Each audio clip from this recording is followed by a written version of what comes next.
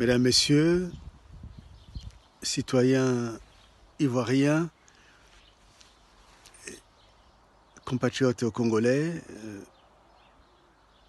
j'ai attendu de bien regarder les vidéos, de bien me renseigner pour réagir contre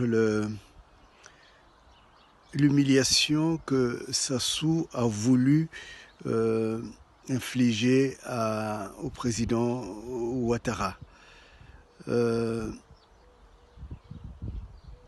On voit bien derrière cette manière de gérer la vie politique internationale que nous avons affaire plus à un pirate qu'un homme réfléchi, qu'un homme qui pense l'intérêt du Congo, du Grand Congo, pour lequel nous nous battons. Cela personnellement, en ma qualité d'opposant à Sassou Nguesso et à tout son régime, à tous ses systèmes de gouvernement, cette gouvernance, je condamne une telle manière de gérer la diplomatie internationale.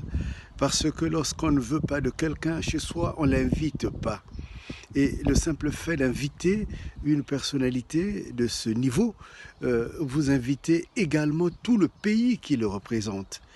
Et infliger une sorte de leçon, de correction, un peu comme dans le monde des cavernes, en fait, n'est pas de la politique. C'est même de l'impolitique.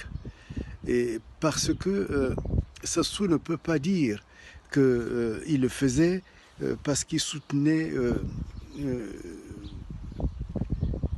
Gbagbo.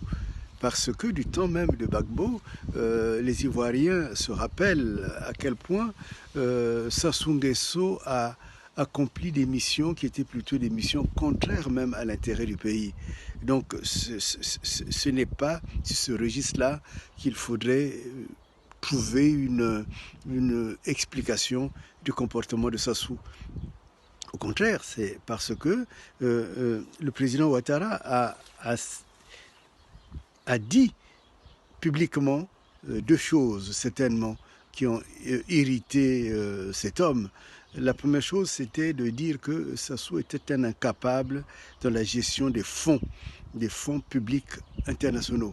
Et cela, évidemment, c'est un secret de polichinelle. Sassou Nguesso a mis par terre son pays, il a dilapidé tout l'argent, il endette et surendette le Congo. Je ne sais même pas comment est-ce que le Congo fera pour rembourser tout ce qu'il a causé. Évidemment, il est clair que nous le prendrons sur ses fonds propres qu'il est allé caché partout en Chine et puis partout nous savons que c'est.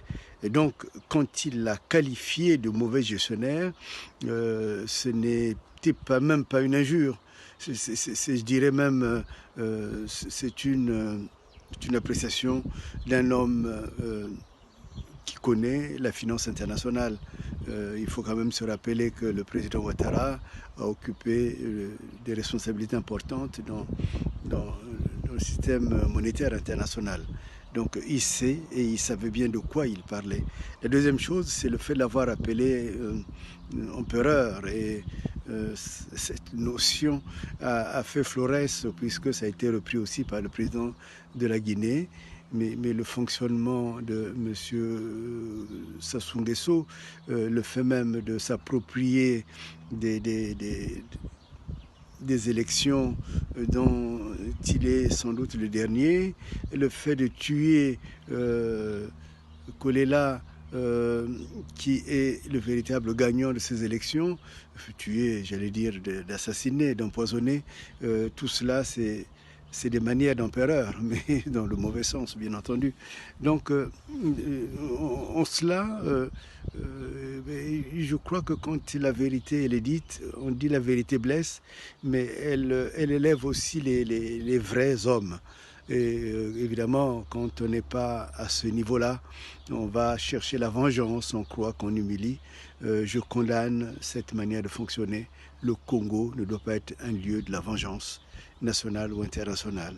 Le Congo est une entité qui a une place, qui doit avoir une place satellite dans le monde des relations internationales. Donc, je voudrais que les Ivoiriens, conscients de leur dignité à travers le temps et l'espace, puissent se trouver par ma voix des mots qui apaisent et qui viennent vous saluer.